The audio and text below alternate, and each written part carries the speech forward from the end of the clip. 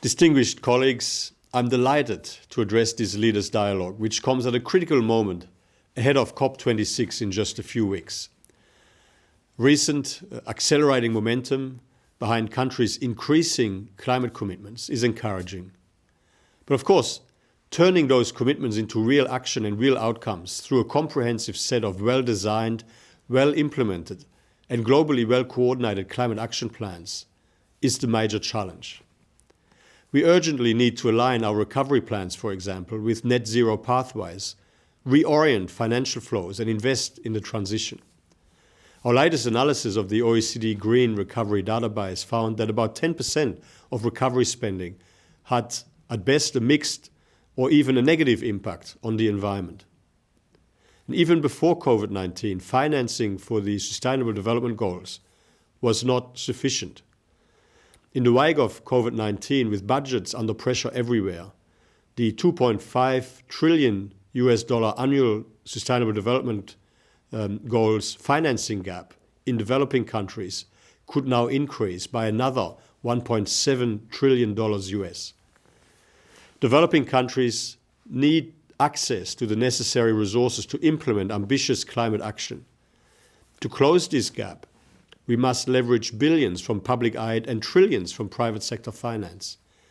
Public development banks are particularly well placed to do this, working between public and private finance, as well as domestic and external finance. Since 2015, the OECD has been assessing progress towards the $100 billion US a year target of climate finance provided by developed countries for developing countries. Latest OECD data shows that developing countries received only $79.6 billion US in 2019, which was up just 2% from the previous year and is still more than $20 billion short of the 2020 target. This is also only a tiny fraction of the $720 billion US in annual public spending across OECD countries, other major emerging economies between 2018 and 2020 to support the agricultural sector. The OECD is playing its part by ramping up efforts to support ambitious, effective and measurable climate action. Our new International Programme for Action on Climate will complement the work of the UN Framework Convention on Climate Change and help participating countries by providing targeted policy advice. IPAC's Dashboard and Climate Action Monitor, which I will be presenting at COP26 as key OECD deliverables, provide clear, comparable indicators on progress towards key climate goals. We have also put forward a proposal to help facilitate an ambitious but internationally more coherent, globally better coordinated approach to the pricing of emissions. The aim is to help ensure that more ambitious action on climate change is pursued in a way that is both effective and fair.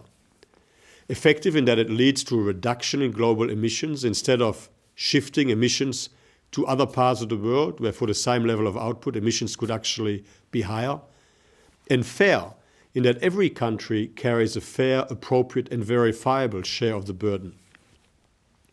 Recognizing a diversity of policy approaches to cater for a diversity of circumstances around the world, the challenge is to ensure that a necessary lifting in ambition and effort does not lead to negative and counterproductive distortions, from competitiveness implications to carbon leakage to trade tensions.